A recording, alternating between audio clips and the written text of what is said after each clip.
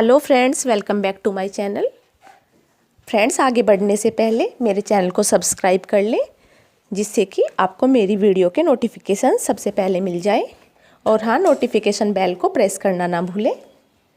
Friends, ये तो हम सभी जानते हैं कि मार्च 2022 तक हमें अपने प्रदेश को एक प्रेरक प्रदेश बनाना है और सभी प्रेरणा लक्ष्य कंप्लीट करने हैं।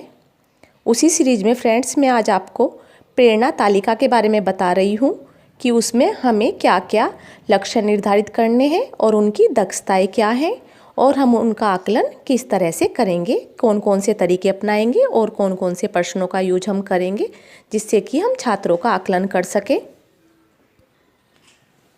फ्रेंड्स, मैं छोटी छोटी वीडियो बनाऊंगी जिसमें मैं एक एक लक्ष्य को निर्धारित करके उसकी दक्षताएं बताऊंगी, आपको क्या क्या उसके इंडिकेटर्स हैं और उसके आकलन के तरीके क्या क्या हैं।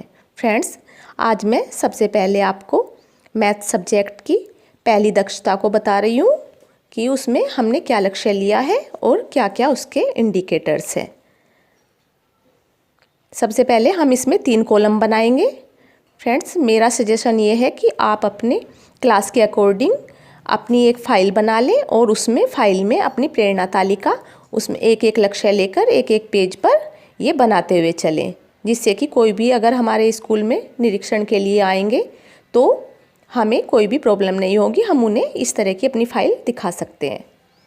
तो फ्रेंड्स, सबसे पहला लक्ष्य है संख्या पूर्व अवधारणाओं, तुलना, समूहीकरण, वर्गीकरण, एक से एक की संगति की समझ विकसित करना। बच्चों में ये सारी संख्या पूर्व अवधारणाओं की समझ विकसित करना।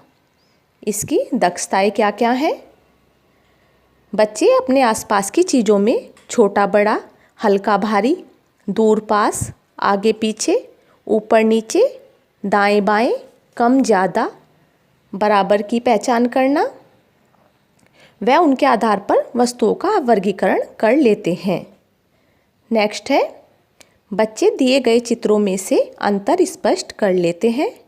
नेक्स्ट है फ्रेंड्स, बच्चे दी गई वस्तुओं को क्रमबद्ध रूप से व्यवस्थित कर लेते हैं। नेक्स्ट दक्षता है, बच्चे प्रदर्शित चित्र में अलग अलग दिखने वाली वस्तुओं को ढूंढ लेते हैं। बच्चे प्रदर्शित चित्र में अलग अलग दिखने वाली वस्तुओं को ढूंढ लेते हैं।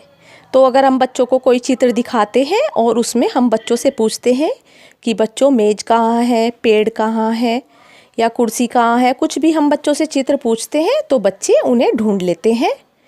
नेक्स्ट है, बच्चे अधिक व कम वस्तु वाले चित्र में अंतर कर लेते हैं। बच्चे चित्र में बता सकते हैं कि अधिक वस्तुएं कौन सी हैं और कम वस्तुएं किस चित्र में हैं। नेक्स्ट है, बच्चे समान संख्या में रखी वस्तु वाले चित्रों के बीच मिलान कर लेते हैं। अगर बच्चों को हम 2 ग्रुप्स में कोई भी चित्र दें तो बच्चे मिलान कर लेते हैं कि अधिक समान संख्या में वस्तुएं कहाँ हैं, तो बच्चे उन्हें मैच कर लेंगे। बच्चे दिए गए चित्र को देखकर दूसरे चित्र को पूर्ण कर लेते हैं। अगर हम बच्चों को 2 चित्र दें, एक चित्र में हम कंप्लीट चित्र दें और दूसरे में हम अनकम्प्लीट, तो बच्चे उसे पूरा कर लेते हैं। बच्चे दिए गए पैटर्न के आधार पर दूसरे पैटर्न को व्यवस्थित कर लेते हैं।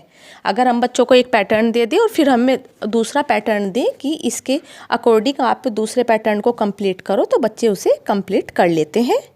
नेक्स्ट है, बच्चे इस पैटर्न के आधार पर बताते हैं कि अगली वस्तु कौन सी होगी। एक पैटर्न चलता आ रहा है तो अगर उसमें नेक्स्ट हम पूछें बच्चों से तो बच्चे उसमें बता देंगे कि अगली वस्तु कौन सी होगी। बच्चे गणितीय शब्दावली आगे पीछे, ऊपर नीचे, पहले बाद, अंदर बाहर, कम ज़्यादा से संबंधित प्रश्नों को सही चिन्ह का प्रयोग कर हल कर लेते हैं। कि अगर बच्चों को हम एक तरफ ज़्यादा वस्तुएं रखी हों और एक तरफ कम, तो बच्चों से हम कहें तो वे उन चिन्हों का प्रयोग कर लेते हैं या बराबर के इन चिन्हों के बारे में जान गए हैं और उनका प्रयोग कर लेते हैं।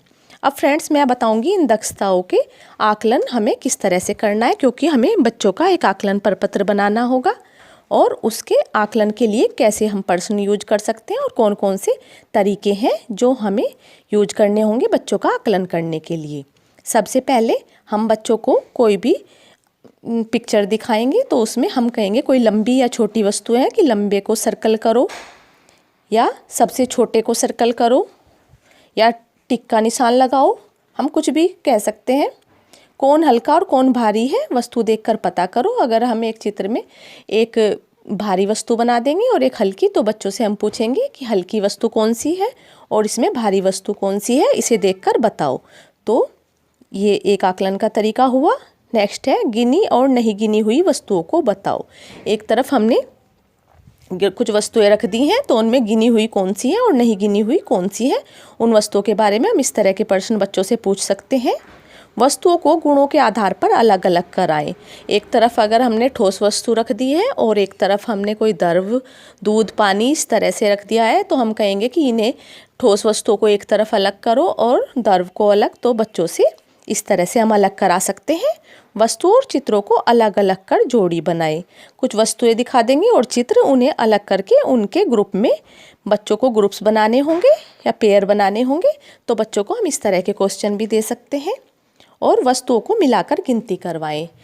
अगर हम 2 पेन रख देंगे और दूसरी तरफ 3 पेन रख देंगे और हम बच्चों से कहेंगे कि इन्हें दोनों को मिलाकर इनकी गिनती करो, तो ये भी एक आकलन का तरीका होगा। इससे हम अपनी जो दक्षताएं हैं उनका आकलन कर सकते हैं। तो फ्रेंड्स, ये थी मेरी आज की वीडियो, जिसमें मैंने आपको संख्या पूर्व अवधारणाओं के बारे में बताया, उनकी प्रेरणा तालिका हमें किस तरह से बनानी है। फ्रेंड्स, अगर आपको वीडियो पसंद आए तो वीडियो को लाइक कीजिए, शेयर कीजिए। उसके बाद मैं अगले विषय के बारे में प्रेरणा तालिका बनाऊंगी।